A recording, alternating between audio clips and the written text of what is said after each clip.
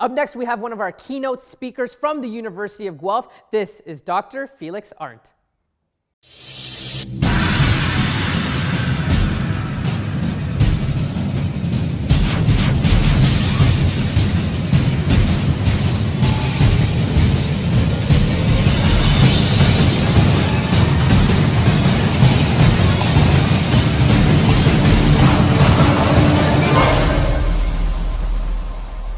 Thank you, Eduardo, for having me. I'm really excited to be here.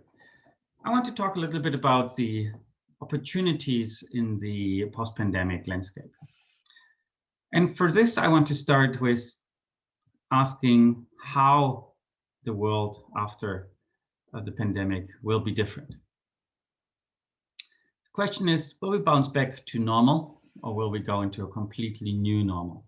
And the answer is probably that we will be somewhere in between, because some of the mega trends that we have seen before the pandemic have accelerated.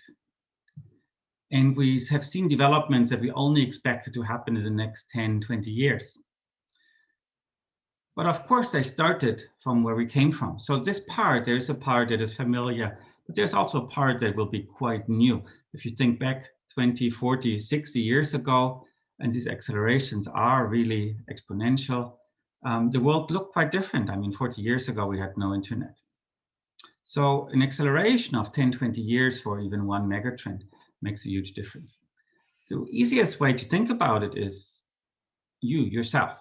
How have you changed? How have your behaviors, how have your habits changed? How do you live differently? Will you still go back to the gym, or have you kind of found an arrangement at home? Will you eat out mostly, or have you started cooking and is this a family occasion or something like this? And of course, that is also true for your work life. Will you travel as much if you have the chance of doing a video conference? Will you go as often to the office? Is it necessary? So these are all questions that all of us have to answer. I talked about megatrends, and these megatrends, there are many of them, and I want to point out a few. For example, digitalization is something that probably pretty much everyone is affected by. Digitalization changes the way we work. For example, this is now an online conference instead of an in-person conference, or it was a limited in-person conference. But now it's available online. And so you don't actually have to go physically to a space, but we're able to conference, to discuss online. Many other trends, and that of course is also important for the music sector.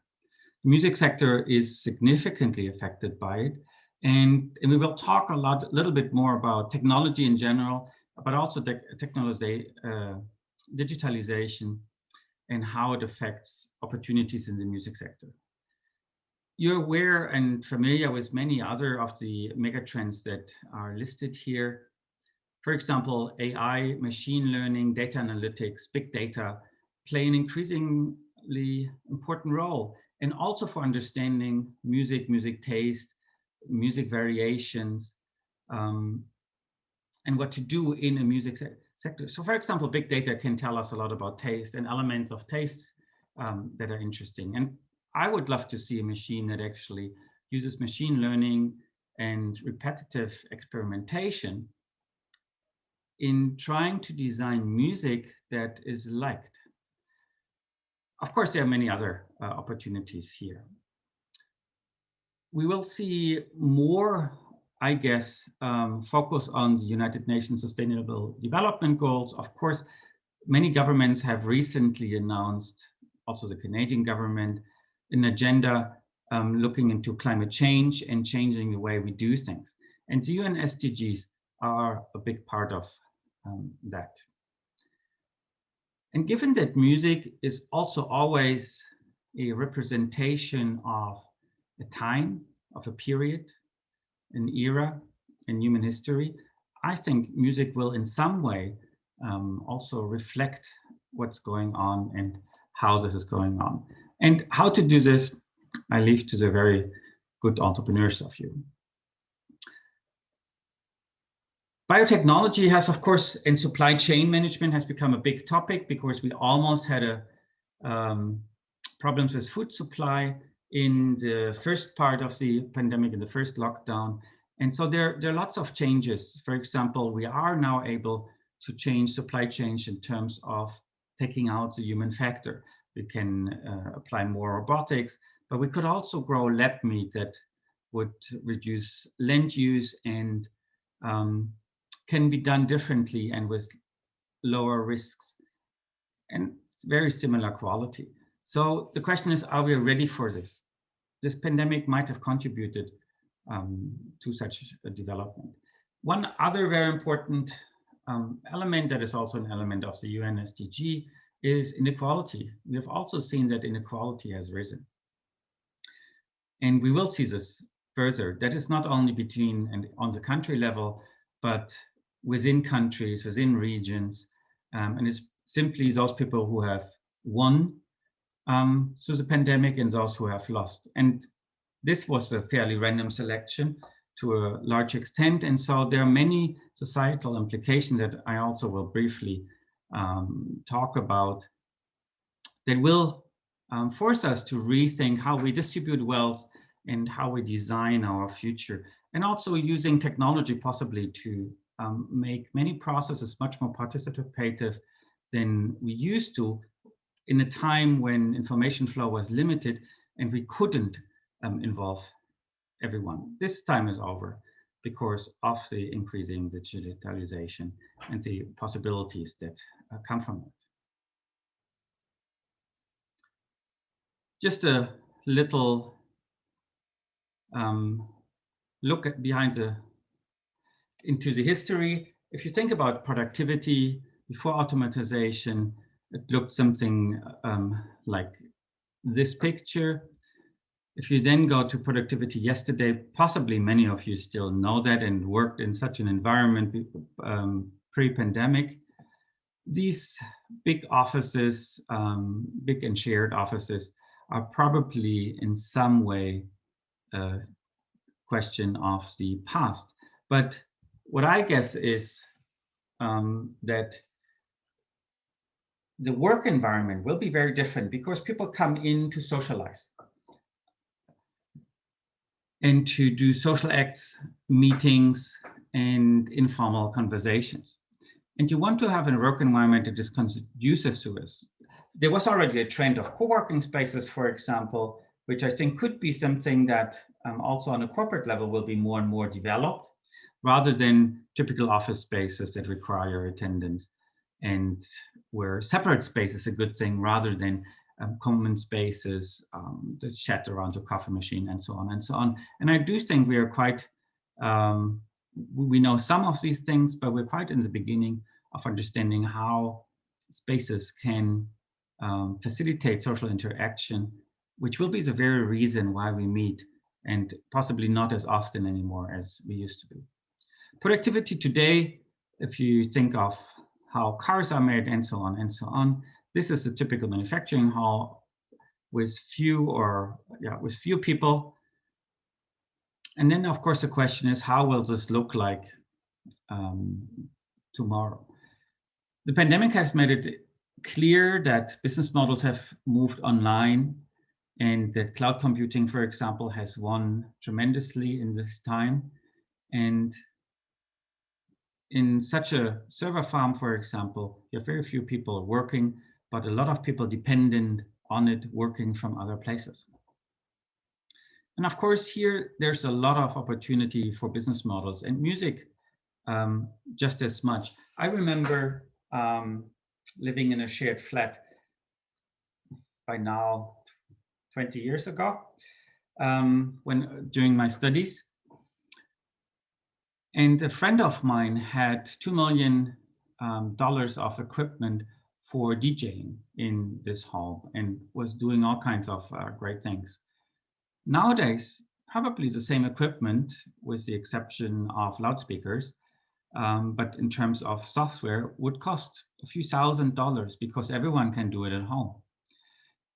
And that changes music because like many trends, it has become kind of a DIY, or the potential for DIY is very big. Everyone can be a musician in some way. And that is also an interesting trend where I guess music and technology comes together in a very unique way. And I think this is something we have to figure out. Of course, we have for a long time electronic music, but the ability of everyone to contribute to it and somehow to combine this innovative force, I think this is something where the sector has a huge opportunity. And I come to more ideas later on. This I found in a report of Ernst & Young or EY. If you're familiar with the S-curve of disruption, so essentially Clayton Christensen, the guy who invented disruptive innovation, said, well, there's this double S-curve. This S-curve comes through the adoption of users. So the further up and down it goes, the more users, so particularly up it goes, the more users adopt a certain technology. And these S-curves have become steeper and steeper over time.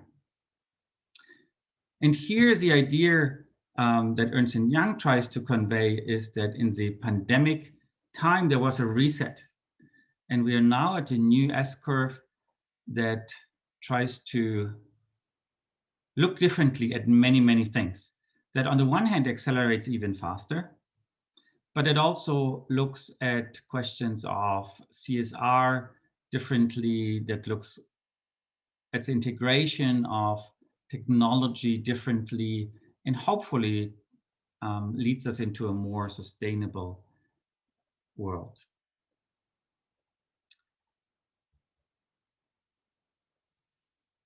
And there are other trends that support some of this notion, and this is why I selected this graph as well.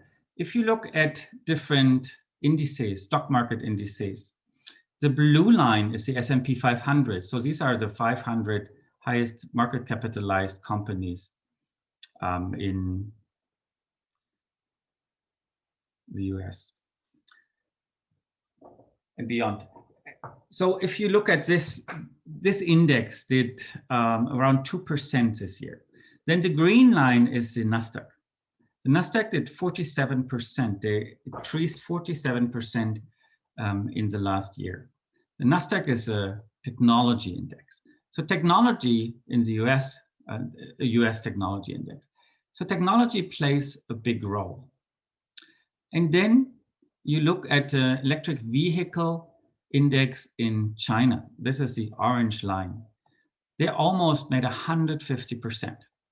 So what we can see is that there are winners and losers. So if we think about the typical big companies, this is not where change happens. Change happens in technology, and particularly in certain technologies. And this is a very interesting trend and something to digest. Because change is not happening everywhere as we traditionally conceptualize it, but it happens in certain sectors and other sectors die. This is not something that is very new as an idea. We have always had this. For example, no one is using typesetter anymore, and it used to be an industry that had hundreds and hundreds of thousands of people working in it producing typesetters. But these changes have become much faster than they used to be, and they're much more significant and will change our lives quite a bit more. So this orange line does not only cover electric vehicles, but also autonomously driving ones. And the interesting part here is that stock markets are a reflection of expectations. These expectations might be correct, or they might be too much, or they might be wrong altogether. But the expectations have risen significantly for new technologies. And that is something to note. This might eventually lead, the moment we have increased interest rates, to a market crash, or at least a market correction. But there is a clear expectation that we will see different trends happening. And this is in line with what I said before in terms of the sustainability focus. And the question is how the music industry can add to these trends as well. I guess there are many, many opportunities actually coming out of this because electric vehicles are much quieter. So the opportunity for music and different kinds of music and much finer music and listening to what people want are much bigger. Also, for example, vehicles might become social meeting places. You can have a meeting in an electric vehicle with 4 people sitting around the table, for example, particularly when it's autonomously driving. And you can have a meeting there. And that brings a lot of opportunities into this space. And I talk a little bit more about the opportunities of individualizing music and also making event-based music. Great, but let me talk a little bit more about some of the other aspects that I think might be of interest. So for example, one of the effects of the pandemic and the past pandemic is we learned that in crisis competence actually matters. And that might be a new insight. But we have seen some governments doing very well, other governments not doing very well. And that comes back to trust and trust into systems. In the beginning, we thought, oh, China handled it terribly. Then we thought, well, they got it under control quite quickly. And we had questions around democratic systems and also totalitarian systems. And I guess these questions will remain beyond the pandemic, even though whether that is much related to the handling of the pandemic is yet another question. Also because we saw some democracies that did very well, and we simply saw that some regions seem to be able to handle crisis better. And it is up to us to analyze why this actually is and whether and why or why not our systems work in emergencies or not. And there's, of course, a question of, are these international institutions working? Are our regional institutions working? And what about, for example, cities? Cities seem to have played a huge role in this pandemic. And it is where most of the pandemic started, accelerated, and also were contained. And this discussion of subsidiarity, for example, has not really taken place. Subsidiarity, the principle that problems should be solved on the lowest level possible. Front-end workers should, salespeople should solve sales problems and should not be directed by people who might not understand this field, and so on. This is a principle. And that comes to much larger questions of, for example, in this pandemic, the entire hospitality sector was essentially laid off. Is that just in the system that we have, in the market system that we have? On the long run, maybe, if we really want to shift away from hospitality sector, but in the short run, it seems to be a random selection. And then the question is whether our wealth distribution system still works the way it does. This question is not only triggered by the pandemic, but was there before. The question is, if much of our work could be taken over by computers or by robots, should wealth distribution work differently? Wealth distribution at the moment happens around 1/3 through labor and 2/3 through capital. So it has been increasingly skewed towards capital. So people who have capital become richer. Another question, whether we want this system to exist like this, where labor is much less valued than capital, particularly in times where many people inherit a lot of money.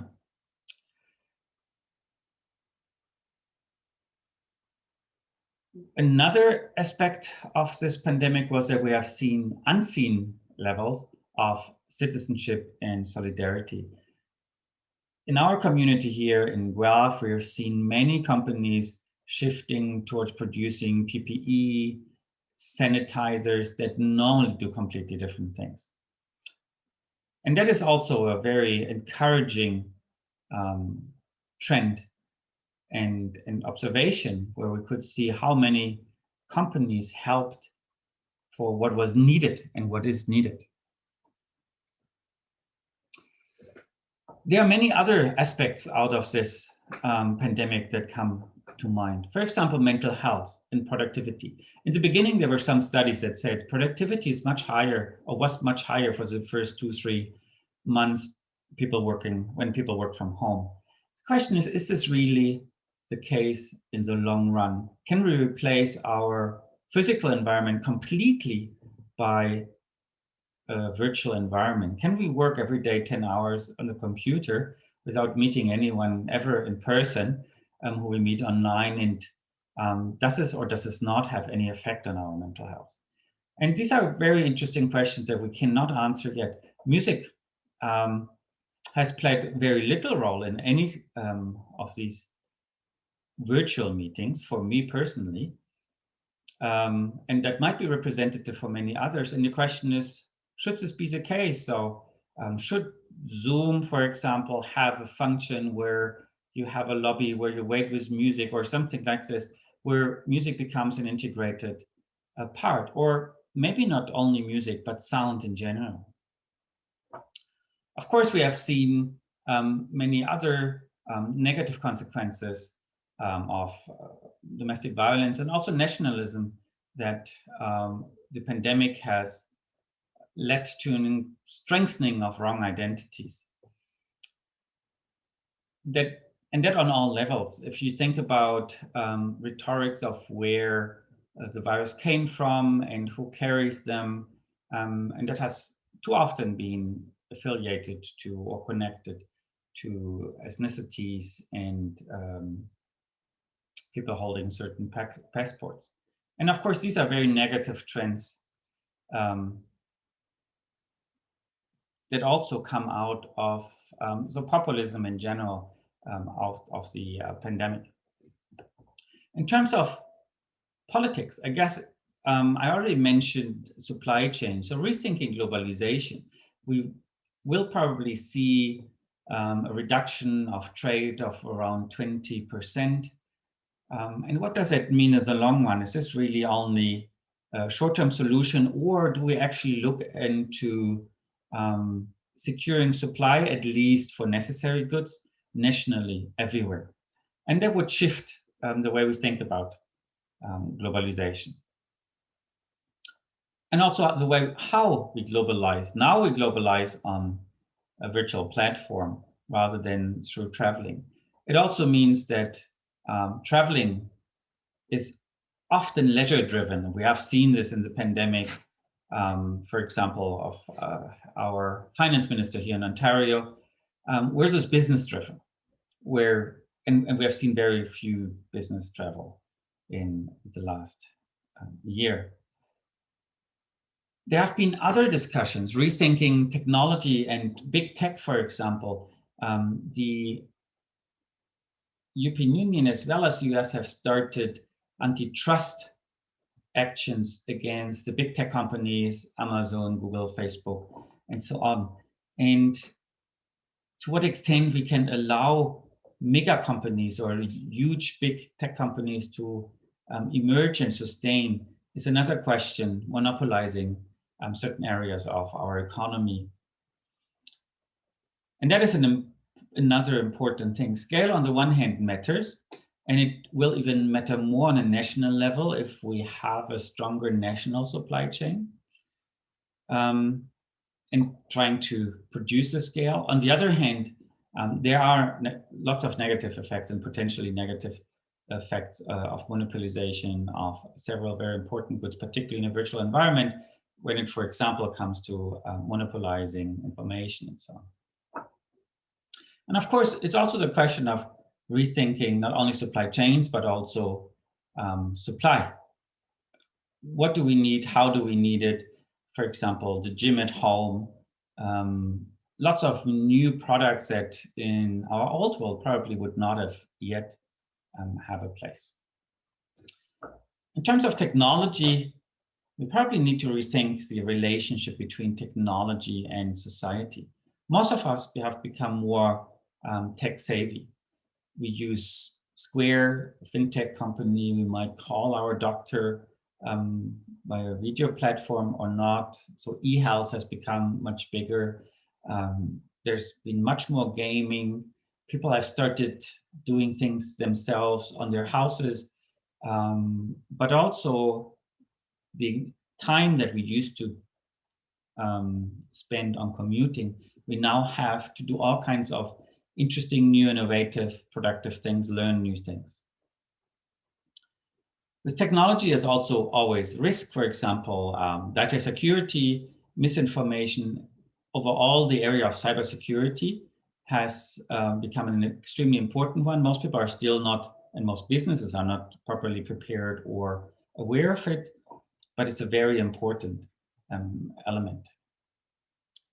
And of course, because we are now confined to homes, and we might also live our lives slightly differently in the future, the units of identity, which before were our workplace, possibly our region or city where we came from and so on, and cohesion and groups that we would meet with regularly or identify with, have become slightly different because they're online, and there might be many consequences from that. And this is something to also further consider. And I think music can play a role in facilitating this process and also understanding what these groups are, what these social movements are, and creating things that reflect this.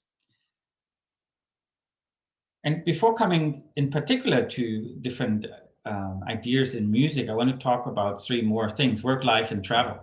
I already talked about travel, where leisure travel probably in the next years will be much bigger than business travel. And business travel will in the long run somehow change. And what does it mean for hospitality? Hospitality industry will change. Airlines, for example, will change what they do and how they do it if 90% of people are leisure travels rather than business. Life has changed significantly.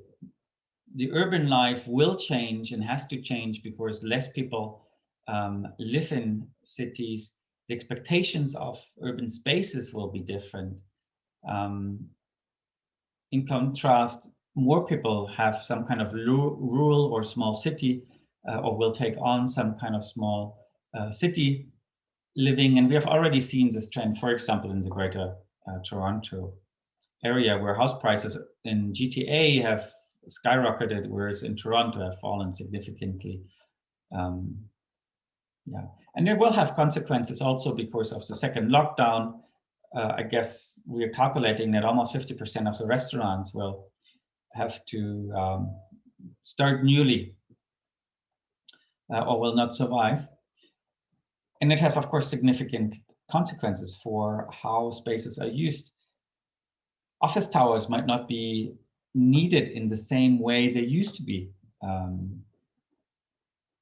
Offices will look probably very differently. I mentioned this, that these big offices might not be there anymore, but offices need to become an attraction so people actually go there. And this will change this environment significantly. So if we think about music and how these trends come together, I guess the one biggest trend for music that I would see as a consequence is individualization through technology. How does this work? I remember an acquaintance of mine actually has a company that looks into hearing tests. And these hearing tests are used to understand what kind of tones you can actually hear. And on the one hand, of course, you can help people hearing better by individualizing that and by knowing about what they can hear and what they cannot hear. But that also has direct implications for music and the individualization of music. We could make music for everyone, for people who are almost deaf, to those who are extremely perceptive to the entirety of tones that the human ear can perceive. And there are endless opportunities for innovation in this space. I could imagine that music and spaces will play a huge role. Spaces will become more important, and designing these spaces should also have sound designs. Music and events are likely to come together. Our events nowadays look very different online, and music has played relatively little role in these events, where it normally would play at least some role. But also in the future, I guess, because music is so important for moods and so on, music often could be designed much more individualized for certain events. It comes back to spaces. We know that, for example, in train station, if you play some kind of classical music, crime goes down and so on. And these relations could be much further explored of what kind of event you have, what kind of mood you want to, what kind of atmosphere you want to create. These effects of creating music for certain events and spaces, this is something where I could imagine that many things could happen. We also still have difficulties conveying smell that we, for example, like when we travel, we can smell places and so on. Why can music, or at least sound, not take some of this? Can we be at a place because of the sound around us? And our technology nowadays enables us to offer a much more high quality and much more comprehensive experience of sound. And I could imagine that there are more opportunities coming out of also probably a fairly high-tech version of how sounds are emitted and created in an environment, or to produce an environment. That, for example, in cinemas with Dolby Surround and newer versions of that has already started, but I do think most likely we can do better, and we can individualize these sounds as well. So I could imagine we don't only have 3D glasses on in the cinema, or 4D glasses, but sound could play a huge role here as well.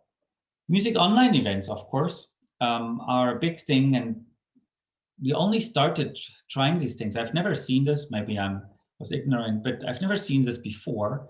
And now for example, the Royal Observatory has lots of these events, and I do believe that these online events could become very big, particularly when there's a co-creation element in them. So the co-creation is about involving the audience in producing the product that they're consuming. I remember this in films, for example, where we had the possibility a long time ago to actually call and determine what perspective we would take, and whether we go with one of the protagonists in the movie and how the movie will end. So people could call, and then there were versions of this movie that could be taken forward. And that is very similar for music and online events. Why can consumers not co-produce what's happening and co-create what is happening in the space? And then I think online events can become a big thing also for music. And that goes together with the music DIY. There's so much opportunity there, doing your own music. And of course, helping people to do their own music. So tools that enable people. This could be a start to many other and many more business model innovations that we may see. These were my thoughts. I hope this was an interesting, helpful overview of different trends that we see in the pandemic, more or less related to music, and then particularly also some thoughts of how these trends might affect music in more detail. Thank you very much for listening, and do please feel free to reach out to me if there are any questions. Welcome to the Delta Guelph Hotel and Conference Center by Marriott, steps from the University of Guelph. With so much to explore, Marriott makes staying even more rewarding. From our Marriott Bonvoy loyalty program to mobile check-in and check-out, from grand entrances to the warmest of welcomes. It's easy to see why the Delta Guelph is the Royal City's place of occasion. Enjoy the local flavors and fan favorites brought to you by our creative chefs and inspired by Bar Mason Restaurant and Cafe. Over 148 well-appointed guest rooms featuring balcony and kitchenette options will have you wanting to linger a little longer. Collaborate and celebrate in our 13,000 square foot conference facility. 11 flexible event spaces with built-in audio-visual, high ceilings, natural light, and outdoor patios. Local, crafted, and social. We are Guelph. We invite you to explore Guelph in the heart of southwestern Ontario. Your welcome awaits. Hello, everyone.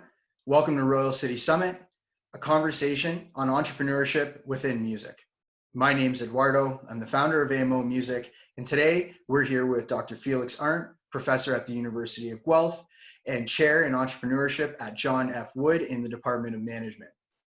Dr. Arndt is a research fellow at the Center for Business and Sports of the Stockholm School of Economics in Sweden and a visiting professor at the University of Agder in Norway. His work has been published in the Academy of Management Review, the Journal of Business Ethics, the Journal of Business Venturing Insights, Industrial and Corporate Change, Entrepreneurship and Regional Development, among many others. Dr. Arndt is an active entrepreneur, an investor, recognized executive, and a startup coach, providing consulting services to the private sector and policy advice to government. His research intersects strategy, entrepreneurship, and innovation. One field of particular interest is best captured by the question of how entrepreneurs overcome extreme challenges, and we're going to get into some more direct questions about entrepreneurship and launching a business in a post-pandemic landscape.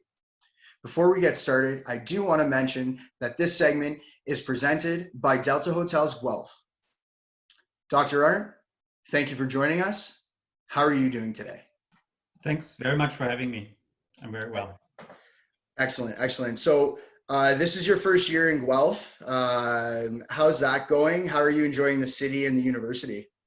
Very much. It has been great. I mean, Guelph is such an interesting place. I'm a bit sad I couldn't explore as much as I wanted to due to the pandemic, but there's such an interesting art scene, and we haven't really discovered the music scene because there was little opportunity. Great nature. So we've been really blessed, and the university has been fantastic. It's such a dynamic and interesting place, and I hope we can contribute to making it even more dynamic and taking some of the things, particularly in entrepreneurship, pushing them further. Absolutely. So we were talking about this earlier, but I attended the University of Guelph. I was there for 5 years. And like you said, very dynamic university. The city has lots to offer in terms of arts, culture, music. And, you know, I think Guelph is probably one of the best well-rounded universities that we've got in Ontario and Canada for sure. So it's been a strange year, students having to adjust, faculty having to adjust. So what does an average day look like for you, and how many virtual classes are you doing a week? That is a funny question. I don't think I have a typical day. Every day is fairly different. In the beginning, there were lots of meetings, but there's still a lot of meetings, but not as many anymore that they really determined my day. So lots of projects. Because of the pandemic, all of our travel went away, and so we thought we have some spare time doing lots of new research projects and so on. And it had become extremely busy. So I've hardly been so overwhelmed with so many different projects, and then teaching was really good. Unfortunate, particularly for the first year student, and be it bachelor or master, that they couldn't meet us and each other, more importantly. Yeah. But teaching has, you know, it's an adaptation for everyone. I've had a couple of asynchronous courses. I had one face-to-face course that eventually went online. But it's nice to meet people for at least few weeks and then build a relationship, and that makes online teaching much better. And of course, there were also many online courses that were, given the circumstances, very good. But I can see that the students and I are craving more personal interaction. Absolutely. Yeah, the personal interactions are important. And I know when I was in university, I always wanted to engage with the professors and, put a face to a name and ask questions, let them see who I am and what I'm about. So I can see how that's really important for other students and how it's important for you to really understand who's in your class too. So let's talk a little bit about, you as a professor and where that began. What was your interest in entrepreneurship and how did you get your start? Very funny. I always wanted to get a PhD since I was 5 years old. And then at some point I studied and went into business practice. But I never lost the interest of eventually doing a PhD. And because I wanted to do my PhD in management, I actually thought it would be useful to have managed before doing a PhD. So I did this, and then after some years, I actually went into the PhD program, and since then I have been a professor. The interest of entrepreneurship, well, I'm an engineer by training, and the interest of entrepreneurship really comes from my interest in technology and in the new and understanding how markets work, which I believe is an important thing to do for understanding how to do good. And that is a central mission in Guelph, and that is something that I'm also very committed to, and also do more and more research around this with what we call challenge-based entrepreneurship, or what I call challenge-based entrepreneurship, that looks at minority entrepreneurship, socioeconomic challenges. So for example, we're going into refugee camps and look at how entrepreneurship happens there, but also working with disability entrepreneurship. There's a question of how people who are mentally or physically disabled overcome this barrier and become very successful entrepreneurs. So, and you're also an investor, investor and entrepreneur yourself. So tell us a little bit about the companies that you invest in and that you started. Well, I only started one tech company a long time ago, more than 15 years ago, that we eventually sold. And then of course, a few consulting firms, but I've invested and mentored a lot of companies over time. Excellent. Now, as you know, this summit specifically, it is about entrepreneurship within music. Are you a music fan at all? And who did you grow up listening to? Who do you listen to now?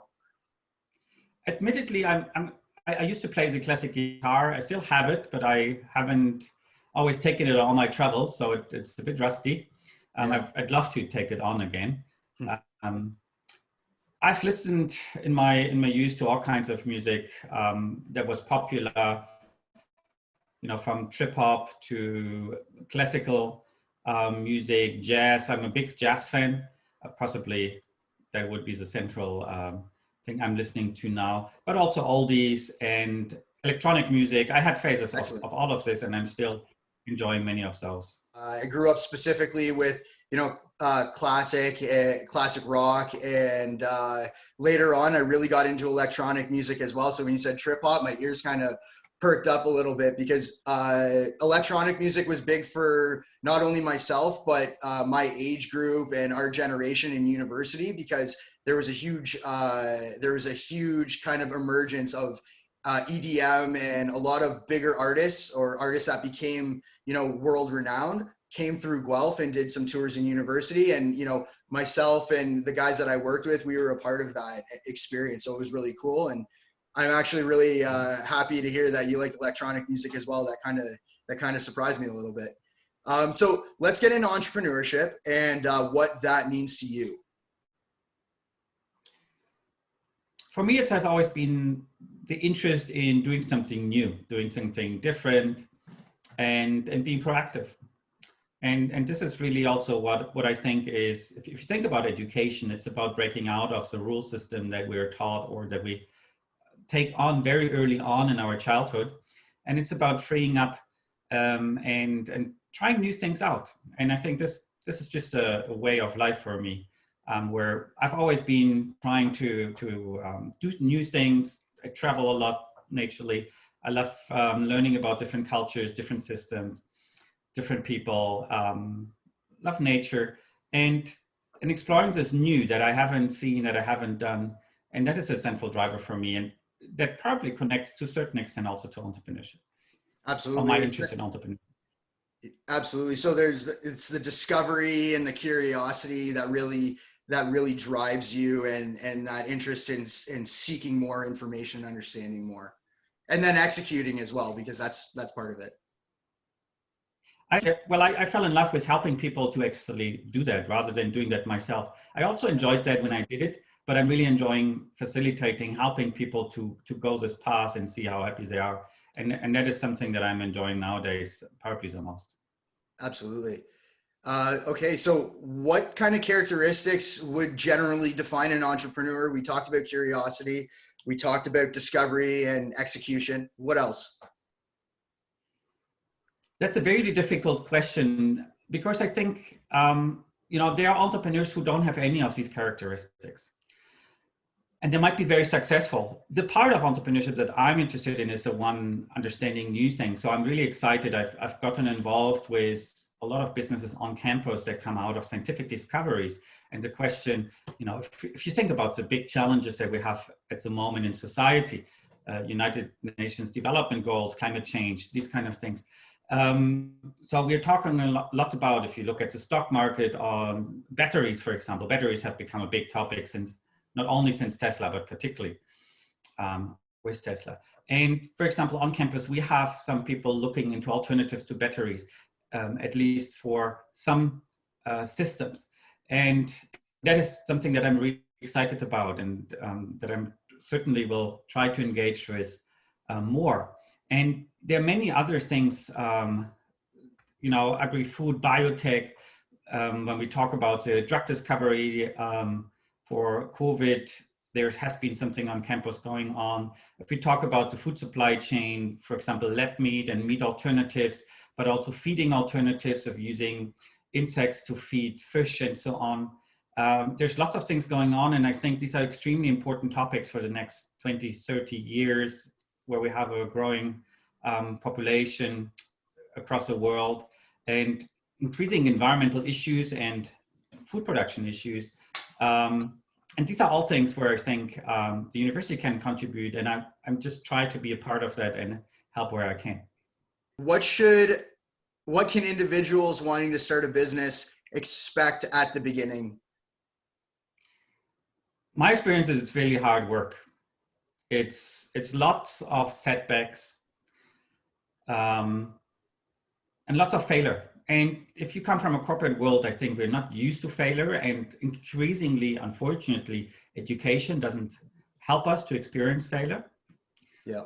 And I personally learned most from failure. I sometimes need failure to understand what I'm doing wrong. I might know it already, but I need to have this experience.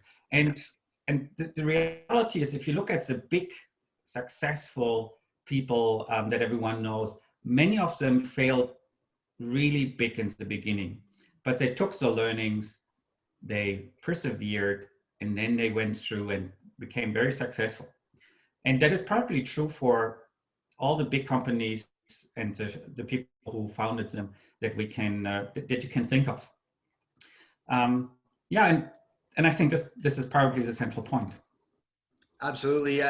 I've had to adopt that as well, starting my own business, and I was fortunate enough to make a lot of mistakes, but I've also learned how to respond to them very quickly. So I've adopted this ideology that fail actually stands for first attempt in learning. And, yeah, it's learning. And I think, many people say, oh, we didn't fail, we just learned. And that's a fair thing. And this comes back to trying things out. We don't know how and why some of the things we're doing are successful, but we learn this on the way. And that's something you have to be prepared for. And of course, there's uncertainty in terms of, for example, financial means. If you're lucky and you have some background, it will not bother you significantly. But of course, many people are not in this situation. And there needs to be some tolerance about this uncertainty of not having a paycheck. of not being able to plan always, and of dealing with a lot of fires. Yeah. Yeah, absolutely. And it's the quicker that you're able to deal with those and face them. And like you said, not just know that you're going to, but actually feel that it kind of at your core, so you know how to progress and take the next steps forward. So what should entrepreneurs consider then before they start a business? Let me answer in a different way. So I, for example, started at the University of Guelph now a course, Fundamentals of Entrepreneurship. We started an entrepreneurship minor. And in this first course, I'm asking people essentially two things. On the one hand, what they want to achieve in life and whether entrepreneurship really plays a role in that and why this would be. And the second thing is I let them start a business. I let them run a business for 4 weeks. And many of these experiences are really important because they have to think about of whether they want to bear all the hardship that comes with it, all the hard work, and also all the dependence that comes with your own work. And I think you need to want it. Not everyone is an entrepreneur. Not everyone needs to be an entrepreneur. But some people don't know that they might be, and others think they are, but they might not be. And so this experience is very important, being realistic and honest to yourself of whether this is a path that you want to go. And of course, there's also the question, do you have the right opportunity? Are you trying out and you possibly can survive on this? Or do you actually have an interesting idea that can make a difference? What are some of the things that you've seen successful entrepreneurs or business owners do, especially at the beginning of their ventures? Talk about the tactics, strategies, and how they spend their time.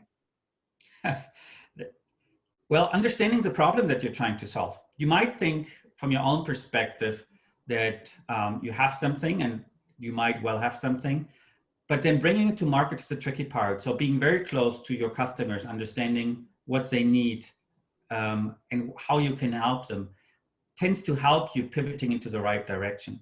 And the other thing is, of course, trying things out.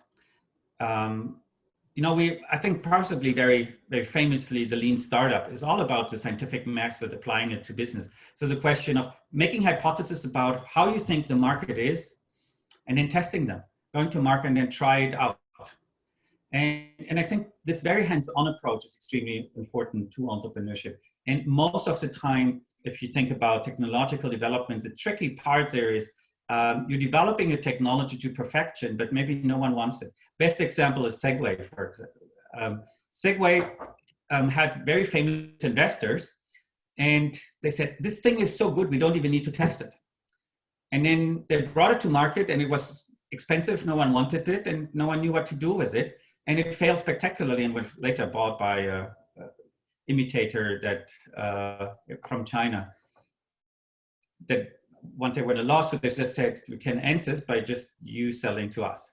And so it went to a Chinese company. But what I tried to say is it's really about trying things out, being in touch with those people whose problem you want to solve, and show and get feedback on whether that really solves their issue. And would you say that that is kind of the measure of success at the beginning, is testing your product out, getting the feedback, and that qualitative kind of data from your target? That could be qualitative that could be qualitative or quantitative. Yeah. Both, it just depends on what kind of business you have. But I think possibly the most important part is the motivational aspect of being an entrepreneur. If you want to solve someone's problem, and there's nothing on the market that does that, and you know how to do it, this is a great moment to be an entrepreneur. If you're going there for another reason, you will never be as successful as you could be. It's all about helping people solving a certain problem. And if you have this in mind, all the other things will come really second. And that is very different to we have a lot of business school students who go there say like, oh, that's because this is how I can make most money. Maybe, maybe not. If you're really good, maybe. Mhm. But it's about, if you have some idea to solve a significant issue, this is where you will make a contribution and you will also be successful.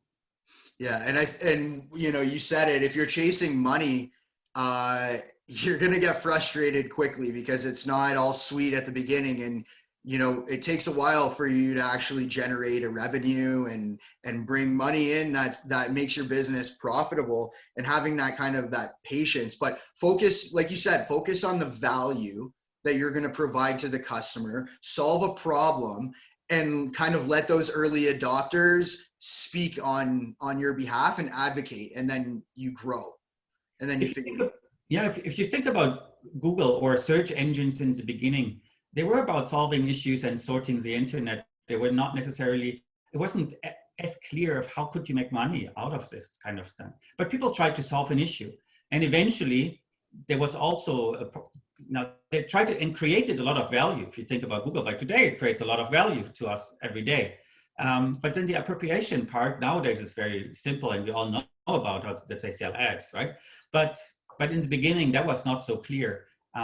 But they became so successful because they actually focused on trying to solve a problem. And that is true for most other companies as well.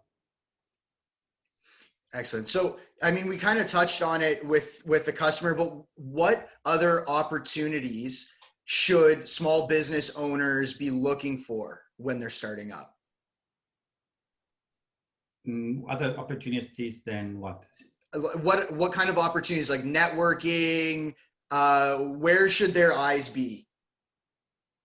Well, I think the important part is, before you make up your mind of how you want your business to look like, talk to people who are in this area and who understand the business models in the industry and that might be successful. I mean, of course, you might always develop a new one, but this is, most of the time that doesn't happen. Because I see many people who say like, oh, I want this brick and mortar store. I always wanted to have this bakery. And maybe if you nowadays start a bakery, you should start from a very different point. And then they say, and we also do an online shop, but maybe you should start from the online shop and think about how you can grow this. And you might also have a flagship store in some way, but maybe the business model that you should pursue is very different. And you only find this out by talking to people who have experience in this area. So talking to the right people is an important part before starting a business, and setting it towards the right direction, rather than setting something up and then trying to pivot and try to change it after you might have already made resource commitments that you might not have needed to do. Right. And in such a kind of uncertain time, if you're starting a business, how are you going to build a competitive advantage and reach out to your customers while so many behaviors are changing for the consumers? The same way you always did. You try to explore these new behaviors, and you try to anticipate what you can already see and go from there. There are other markets. If you come, for example, from emerging markets, they have been changing extremely quickly. Consumer behavior in China traditionally is much faster changing than anywhere in the Western world. So having this background coming, for example, from an emerging country, and understanding how quickly consumer behavior changes and how you can track that, this could be coming back to us, the right people who have experience with that in your industry. Right. Okay. So let's talk about let's talk about relationship building a little bit, and the importance. During the pandemic, I know personally I was able to connect with a lot more people and send out more emails. People were more willing to talk. At least in my experience. Do you find the same thing? Yeah, funny that you mentioned. Absolutely. People are much more willing to give their time because there's no travel involved, and so on. And some of the normal duties are not present. So I've heard this all over the place, that people have been much easier to get, and you can suddenly get meetings with people otherwise you would never be able to get hold of. On the other hand, in terms of, if you look into investment and so on, this has very much changed. So connecting online is easy. Following through with this relationship, I'm not sure it has become much easier. Right. So, you know, not having that in-person contact and connection can be quite difficult too. But thankfully, with technology and, you know, opportunities that Zoom have created and Side Door, you're able to connect with artists, you're able to connect with other industry contacts and really put yourself out there in this different way. So I want to transition a little bit to challenges and crises within entrepreneurship. So how often are companies prepared for a crisis situation, and what strategies are they using?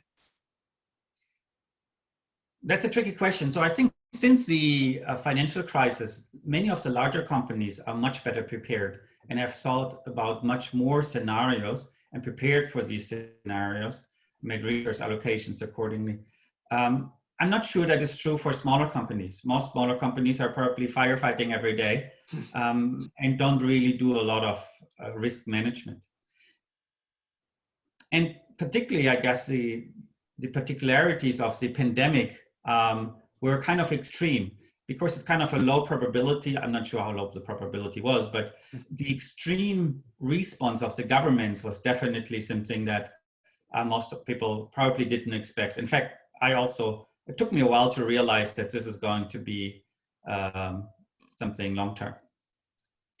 Yeah, absolutely. I don't think anybody expected it. And when the news broke and initially they announced the lockdowns, it seemed like it was supposed to only be short-term, but then it was extension after extension after extension. And we're here still almost a year later and trying to navigate through. But it does pose that ethical question of, you know, where's that balance between keeping businesses alive and the health and safety of your community?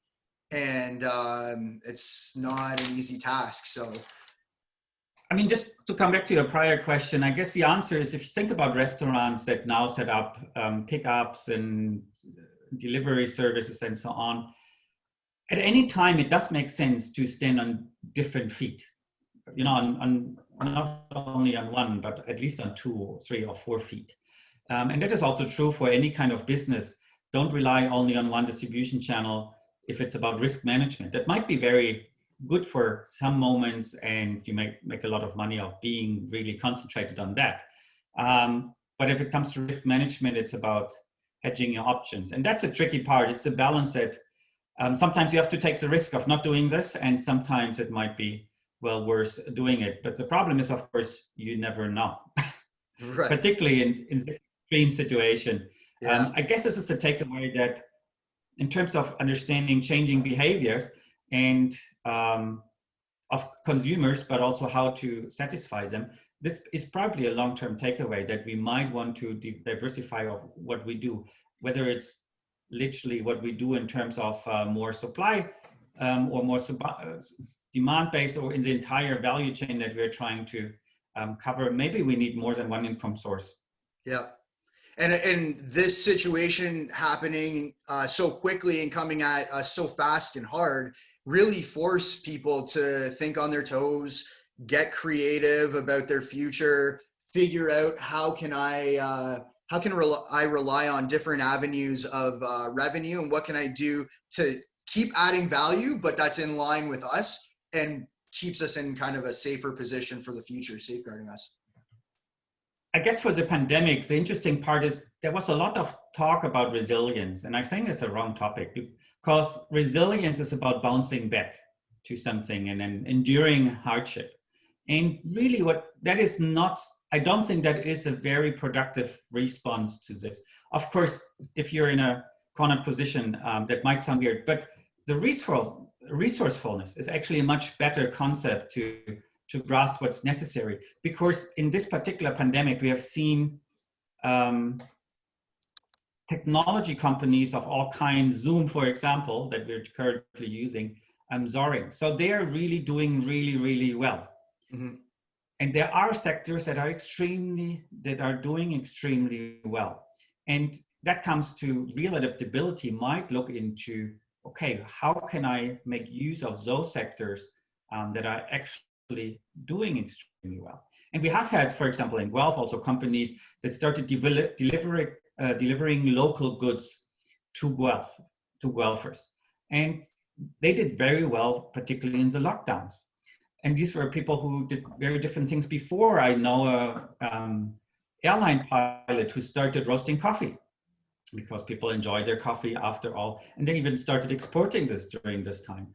And of course, many of these resourceful solutions of pivoting into areas that actually grow in this situation. That is not obviously very easy, but that comes back to this adaptability that seems to be bigger than we used to think. On the other hand, we have also seen many companies being extremely responsible in their responses. If you think about the gin distillery that started doing hand sanitizers, many of our larger companies here in Guelph, Denby and so on, started producing PPE equipment, which they didn't do before. So on the one hand, they did something good and used their resources that were not originally set up for this, but they pivoted into this direction. They made enough money to survive and did something good at the same time. So this is resourcefulness or resourceful behavior that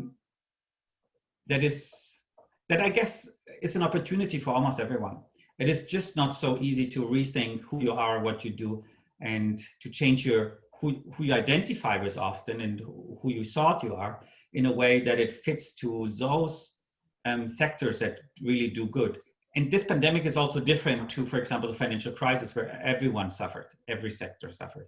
Whereas here we have some sectors that have really taken off and that will take off in the future further on. And there are sectors that will sustainably be injured and eventually disappear, or at least be reduced significantly. And I think it's about understanding that the environment has changed significantly, and that no matter what we do is we have to pivot into the right direction.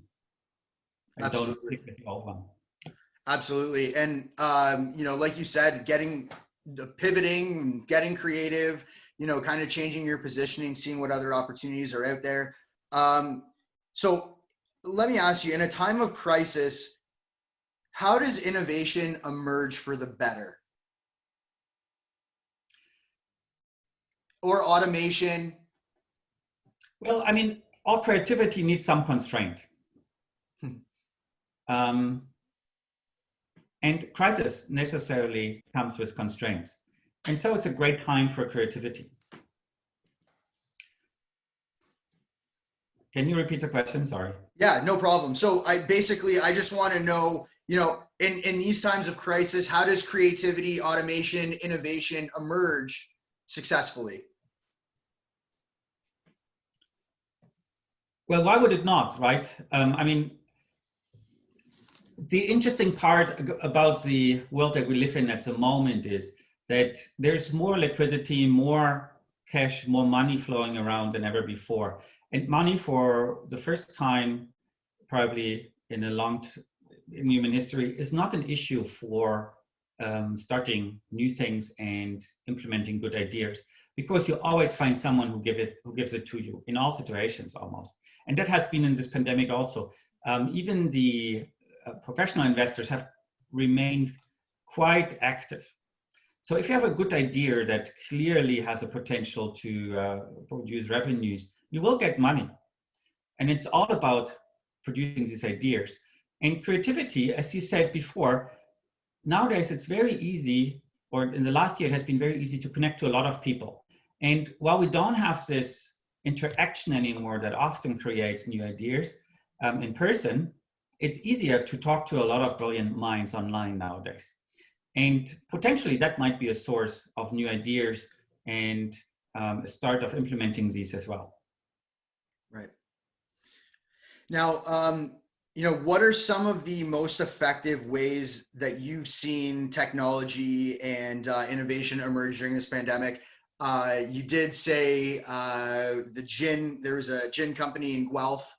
What else have you seen either around the city or the university?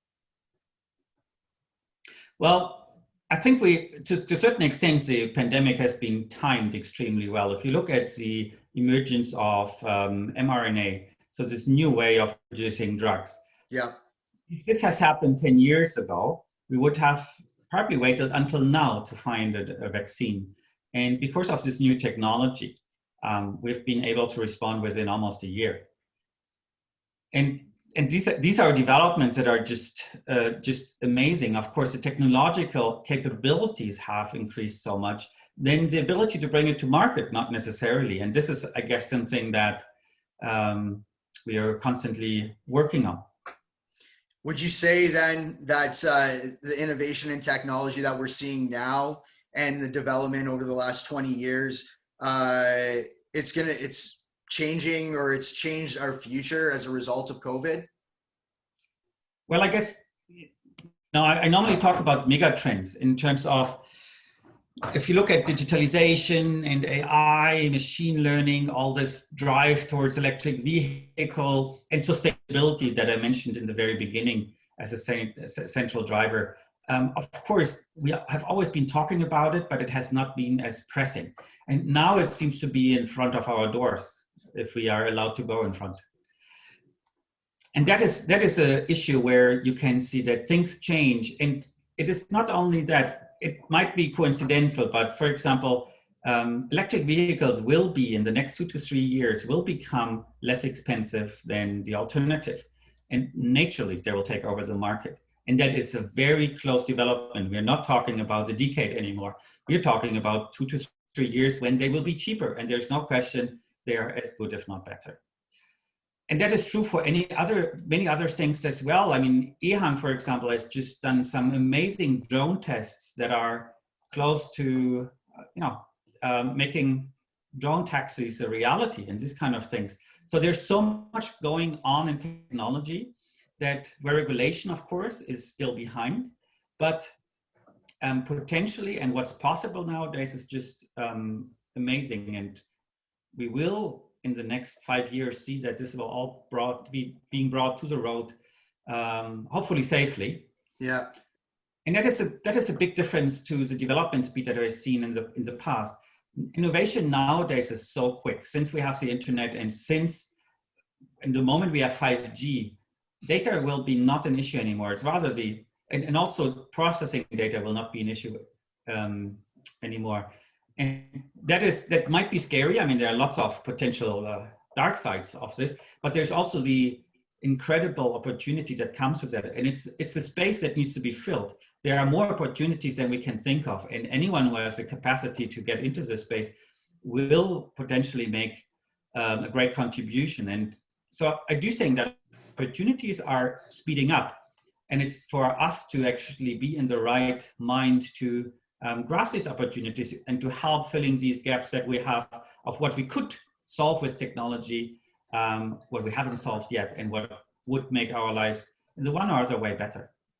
Absolutely. And it's really about bridging that gap and bringing the relationship together between humans and technology. And I think that's really based on trust, because we know the importance of technology, but we also have to wrap our heads around it. And we've got traditional views, and we're still going through that period. And like you said, with electric vehicles, when they first came out, they were super expensive, but eventually the technology takes over, it gets cheaper to produce. And over time, it's going to take over the conventional way of transportation. And then, what's to stop them then, right? The sky's the limit. We're not only talking about a new engine, we're talking about autonomous driving as well. And then I just mentioned drones, we're talking about autonomous flying as well. And, these are things we normally would probably put a time horizon of many decades, but I think they're much closer now. And we are able to do this in prototypes already. And it's just a question of how we can bring this safely to everyone. Excellent. Well, I did want to ask you one more question about technology and innovation, how it's being adapted within music specifically. So the utilization of technology now in the music industry has taken a huge step. We're integrating virtual concerts, listening parties. There's donation and tip jars now that Facebook and other social media platforms are using and supporting, rather than just ticket purchasing. So what I want to know is, are these integrations and technology permanently changing the landscape in music? Do you think concerts are now going to be split between kind of that in-person experience and that virtual experience? And how will that change maybe like pricing and how we spend money? Honestly, I hope so.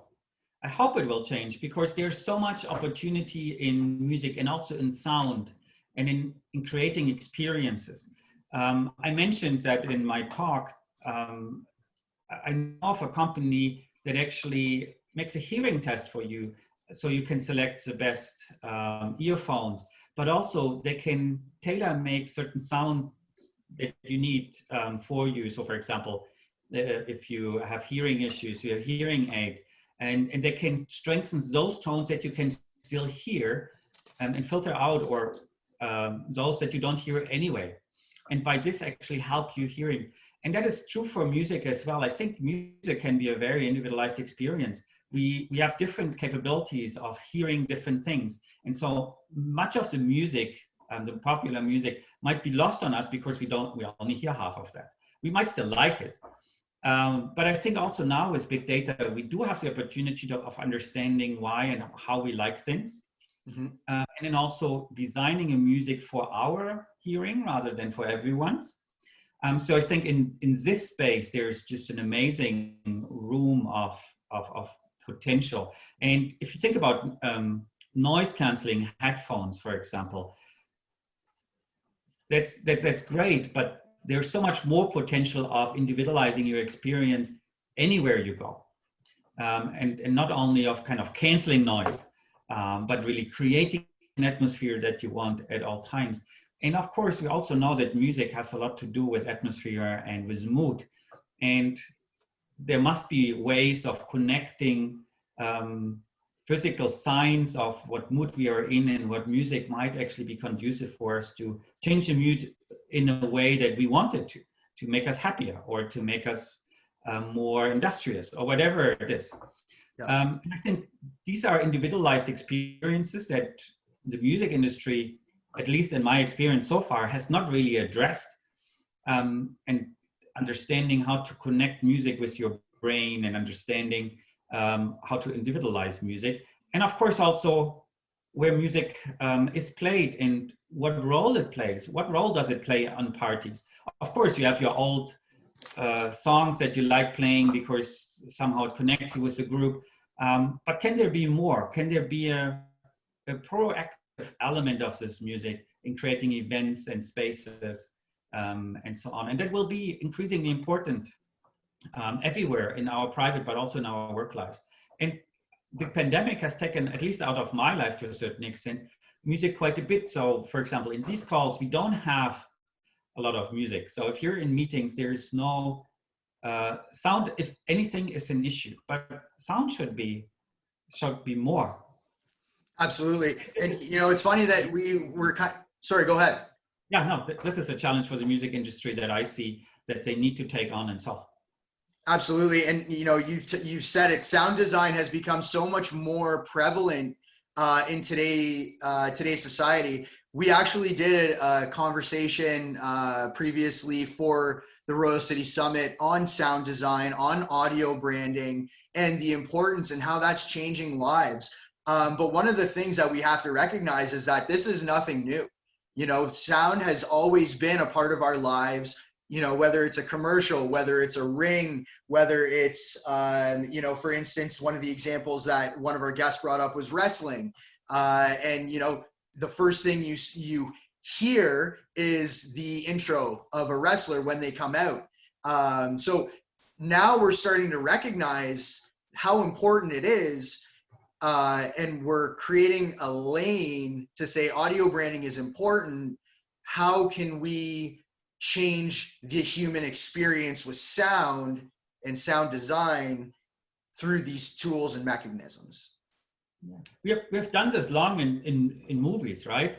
Yep. There are some movies you don't even need to listen what they say, and then you hear the sounds, and if you take the sound away, all the dramatic parts go away because suddenly nothing is there anymore. It's only sound. So we know, as you say, for a long time about it. But outside of entertainment, and particularly TV entertainment, we have not seen as much. There's lots of arts shows now that also have the sound entertainment or the sound design in the background. And I think it's a good start, but we're a long way from optimizing that. Totally. And one last thing I wanted to touch on was how social media uses sound for triggering now too, because you get the bell, you get the light, you hear these updates on your phone, and it triggers you, and it kind of creates that impulse to say, oh, I need to pick up my phone. It creates this spontaneous reaction, and that's the power of sound, and that's the power of, music. So, on that note, I want to take a quick jump back to recovery and resilience, and then we're going to wrap it up just with a few advice-related questions. So, can you talk? You did mention resiliency. Can you talk about what that means for an entrepreneur and small business, and what it means to actually be resilient? Well, resilience is about persevering through hardship to a certain extent and coming out strengthened. And that is, of course, that comes back to what we talked about in the beginning in terms of tolerance for failure, but also tolerance when things are not going so well, and making the best out of it.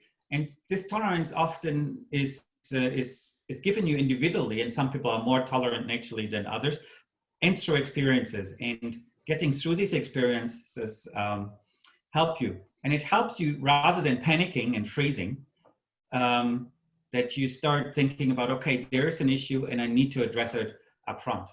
And that is what eventually might help you getting through it, and understanding what issues do you need to address, others you can sit out.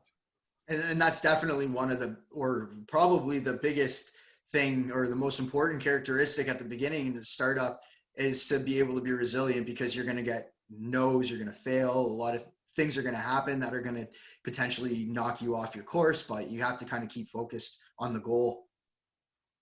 Absolutely. So talk about the potential recovery or rebound for entrepreneurs. How possible is this, and when do you think things are going to turn around? Well, the interesting part is we see an uptake in entrepreneurship almost everywhere. There was, in the financial crisis, for example, only to take the case in North America, and in Europe not. But this time we also see 20-30% rising, 20-30% rise of entrepreneurship in Europe. So I'm not sure about other areas. But entrepreneurship has become bigger, and people have started doing things. On the one hand, this is, of course, people who have been laid off and had to do something else. Some maybe had already ideas, and these are taking off. Others would, and they say, in the survey I saw, they said that 20% of the respondents said that they would immediately take another job if they could.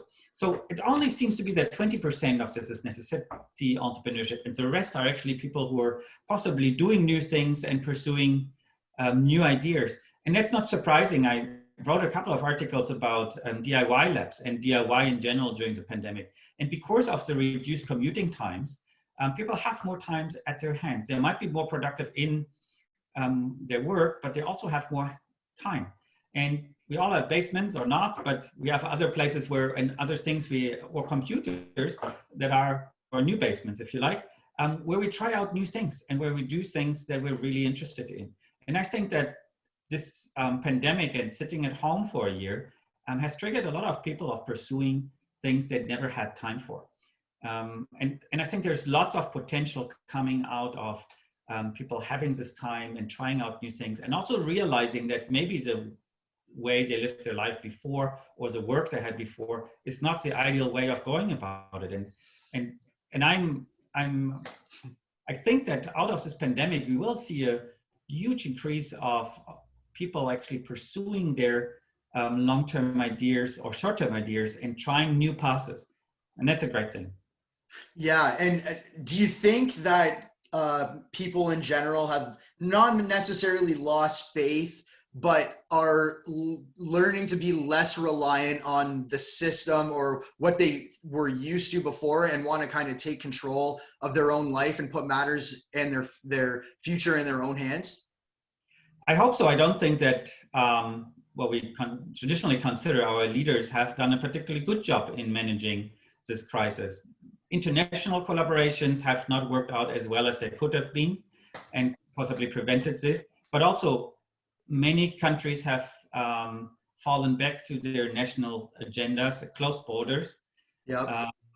And that has not worked out very well for anyone, because this is not the way to solve any crisis, because we cannot draw on each other's strengths, and our supply chains are international, and then suddenly we close borders, and that didn't work out very well. If you try to get any furniture in the last year, you have probably waited. I mean, we moved into a new house, so we've waited months and months for items. And just this is an example for how supply chains have been broken by extreme measures. And the other thing is that if you look at cities had such a central role in this pandemic, because by today, if you look at where it's worst and where it came out from, is cities. And we have not been able to manage cities very well. And I think we need to recognize that a pandemic is not it's not a national problem. It's in the very beginning always a local problem. And we need to give the spaces that can best deal with it the authority to do that. And that would have potentially contained all of these problems, and also should have contained much earlier much of what the revival and much of what we are seeing, much of the issues that we're seeing of an enduring pandemic that doesn't seem to get under control. There are countries that have done this much better. Mm-hmm. They've gotten this under control. New Zealand, Australia, Taiwan, Japan, South Korea, they're mostly free of any of these issues. And you wonder why some can deal with that better than others. Yeah, absolutely. And, it's interesting that we've or a lot of countries have taken this nationalist approach where it's us first and you close the borders. And I was connecting with a friend of mine who lives in India, and he was talking about certain computer parts and tech coming into the country now and how heavily taxed it is because it's expensive. They've closed borders, etc. So now it doesn't even become feasible to be able to purchase things within your own country. And it creates this kind of dichotomy and this stress where you're forced to decide, am I trying to be proud for my country and everything should be built in here? Or should we look at this as a globalized issue and we have to work together to kind of try and solve it and get each other through it? Because ultimately, we're connected at the hip across the world in just how we do business and the manner of it. So, all of a sudden kind of kiboshing this integrated approach really isn't going to do well for the economy. And it's not only that, right? I mean, I think the issue here of inequality has become so visible. Suddenly we have inequality on all levels. Of course, some sectors have been hit hard, others are really doing very well. But the people who work in these sectors have to bear the costs, the direct costs of not being employed anymore, but also governments are increasing debts in unseen amounts, and someone will have to pay for this at some point. Yeah. And it's very unclear how this is going to work. And I'm sometimes not sure that the decision makers have thought this through in this way very deeply. And of course, they will not be there anymore when it becomes really a problem. But also, inequality between countries has become huge, right? In Africa, I mean, obviously, we have not been seeing much reports of how much coronavirus and how much issues there were, because no one is tested. There's no money for testing anyway. So, and people die from all kinds of diseases. Particularly in rural areas. And this has been a problem that essentially we ignore, and also in the way that the vaccine and treatments are distributed. Inequality is the biggest issue that by now, because everyone is focused on finally getting over with it, has not been problematized. But in reality, breaking many of our international collaborations or not using them in the most effective way is a huge issue that will just in the future give us a lot of things to work on, and hopefully doesn't break at least some basis of the system that might have even more significant consequences. Right, right. Now, you sort of touched on it when you said that a lot of these decision makers might not be around when we see the full impacts of the economic downturn. When do you foresee an economic recovery sort of happening, and what factors would you use to determine this? Well, traditionally in economics, you measure GDP, right, and GDP growth.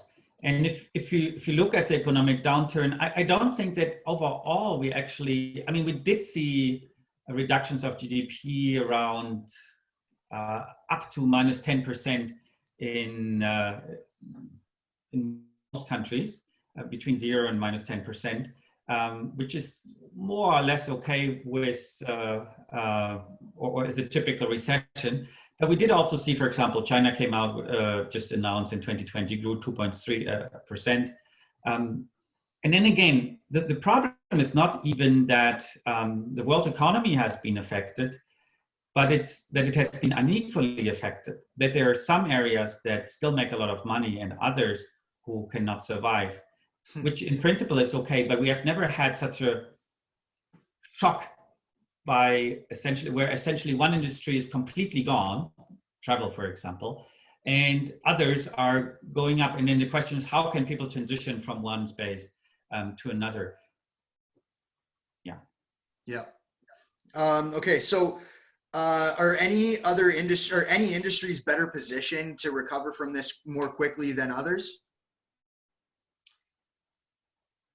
Well, everything that is digitalized, I think, has not suffered and will not suffer in the future. We will see that the traditional industries, so I think because, for example, car sales has been more difficult, and also cars were not needed as much during the lockdowns, you will see that electric vehicles come even a little bit earlier than they used to. And you see this in all industries that are drawing on the mega trends that we talked about.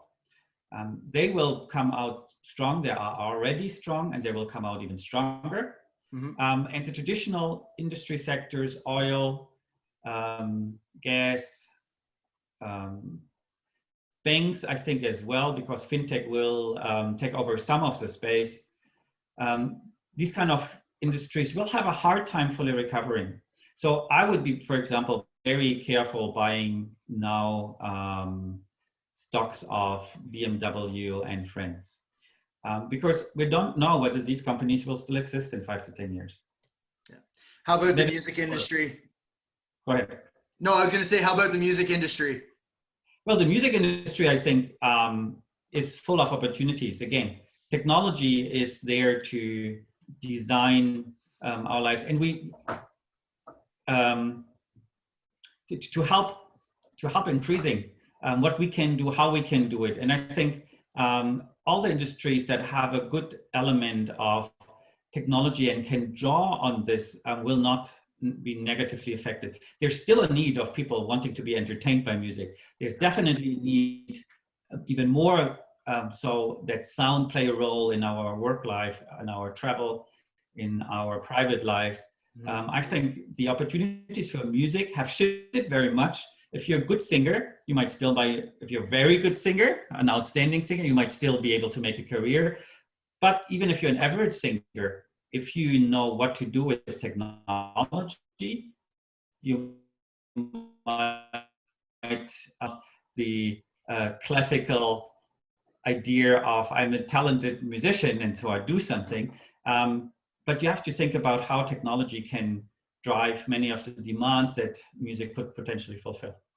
Absolutely. And it's kind of been a great equalizer, at least the pandemic, in helping raise the profile of smaller artists and bring them up to a little bit higher level, making that jump where they may not have necessarily had a chance before. But we've got all the tools in our fingertips now to create exposure that was never there in the 90s or even the early 2000s. So the control has shifted and given the power back to the artist. I really love the example of the brewing industry, where you saw a revolution coming from all the little craft brewers, 20 years ago and 10 years ago, AB InBev, SAB Miller, and so on. They took over 75% of all the beer we drink, and it's the same beer all the time. And then we had this revolution of all these kind of small brewers. Nowadays, not so small anymore, Goose Island, Brewdog, and you name it. And many of the local breweries everywhere in North America and nowadays across the world. And they made it really hard for these big companies to sell their beer. And market shares declined for these big companies.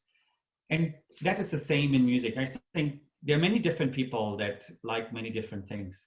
And one of the biggest opportunities that I see in music is co-creation of music, where people are involved in creating a music experience, a sound experience in some way, where it's not one person doing something and others receiving, but where there's an ecosystem of people coming together, doing something amazing, where people have a stake in.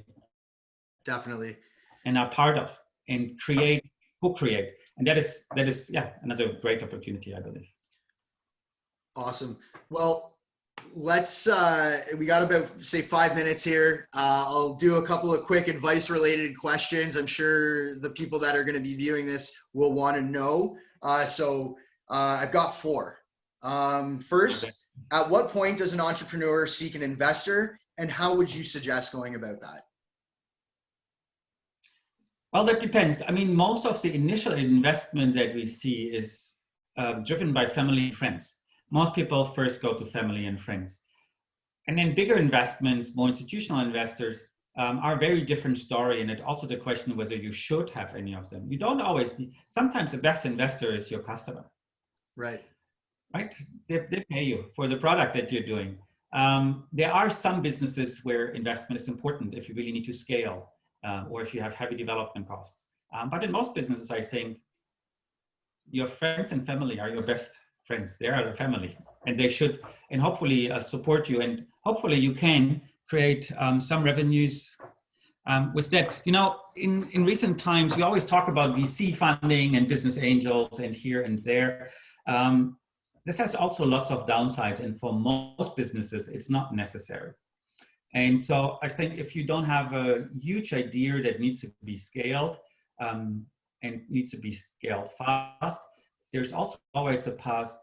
Who can I attract in my surrounding? Who do I know? Who can I get in touch with? Who might be interested, can help me, has knowledge of this, and might also be willing to give a little bit of money while I can keep control of what I'm doing. Yeah, absolutely. And you said it, like, you could have a great idea. It could be working well for you. It could provide the solutions for your customer, but it might not be a scalable or investable business from an investor's standpoint.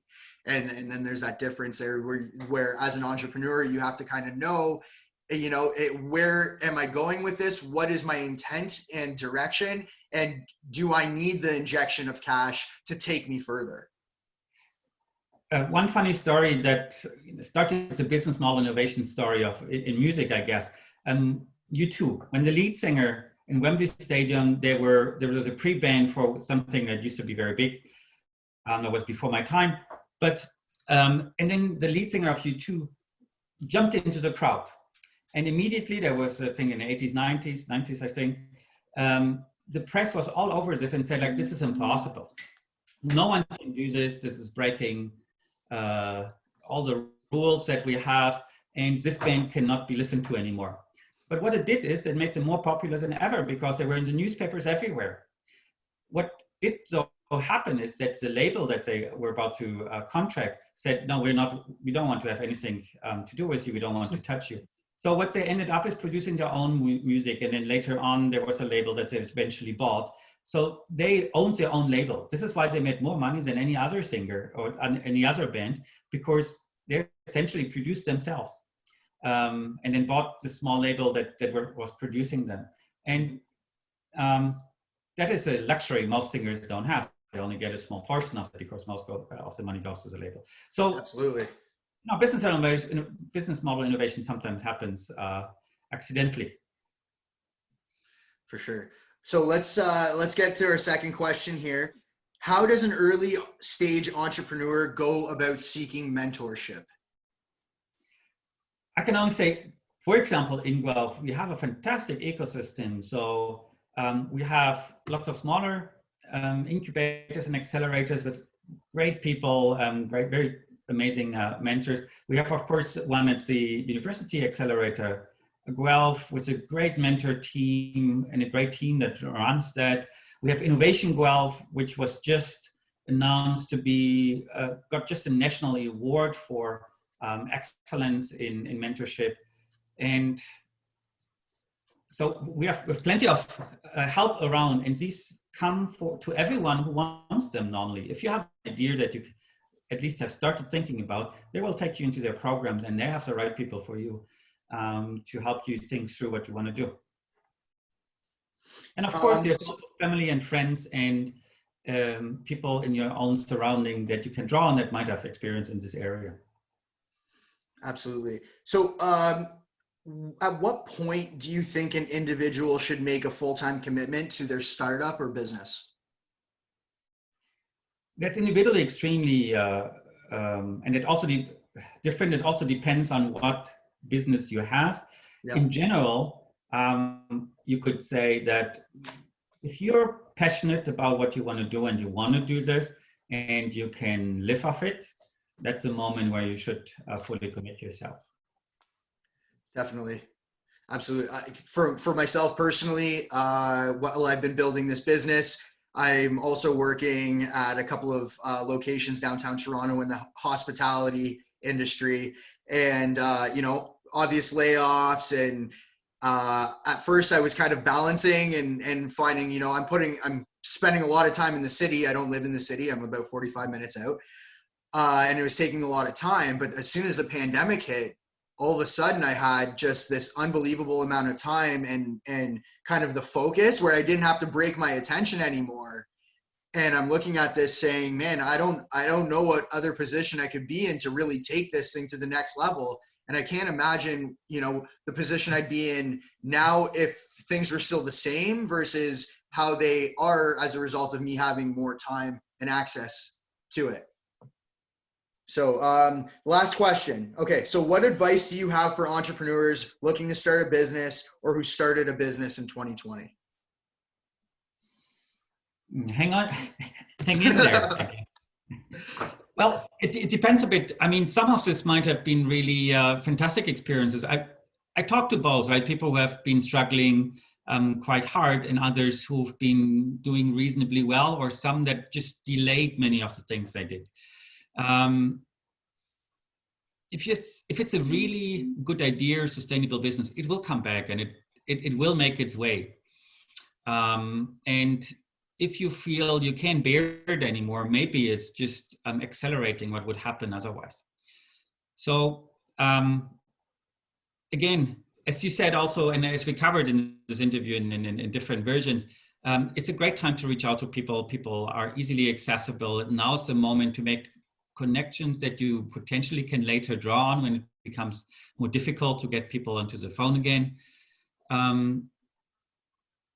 Start doing what you couldn't otherwise do. You just mentioned it. I think it was a fantastic piece of advice. Now you have the time to focus on it, make up your mind, talk to all the help that you can get.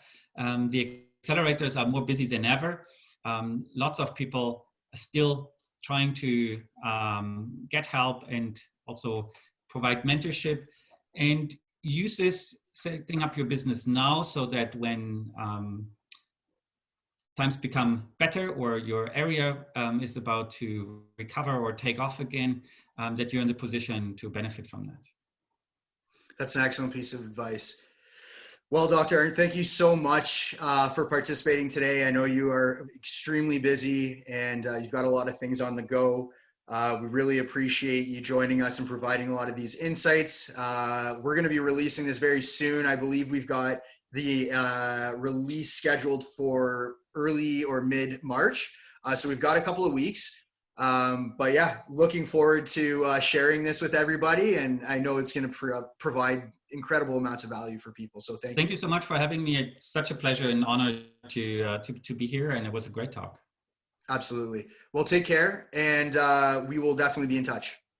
Take care. Stay safe. Cheers. Bye.